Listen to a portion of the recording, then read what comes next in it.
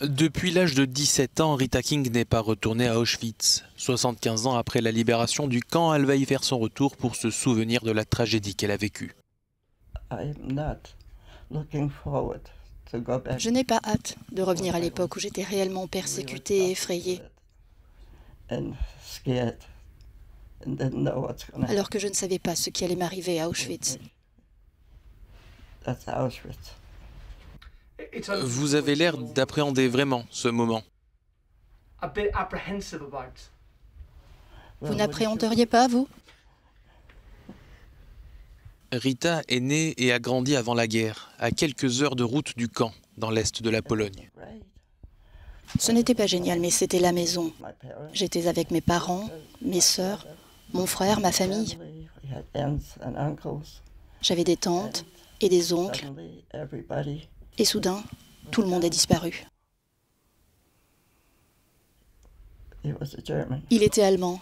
Il a dit « Vous êtes trop jeune pour être ici ». Il m'a dit « Je vais vous trouver un emploi dans la cuisine ». Et il l'a fait.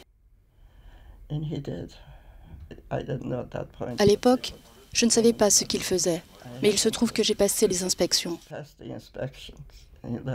C'est là que j'ai découvert que si vous aviez de la chance, vous n'alliez pas dans les chambres à gaz.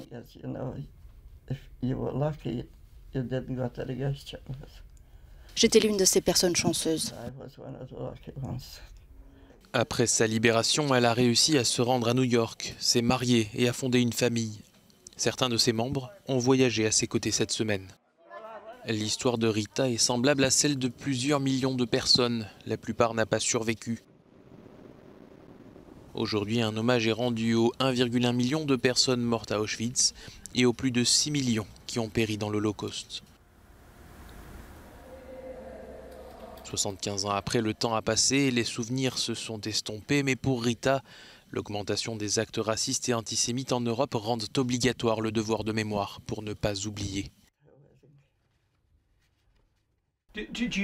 Avez-vous peur que ce qui est arrivé ici en Pologne puisse encore se produire 75 ans après? Oui, mais ça ne devrait pas arriver.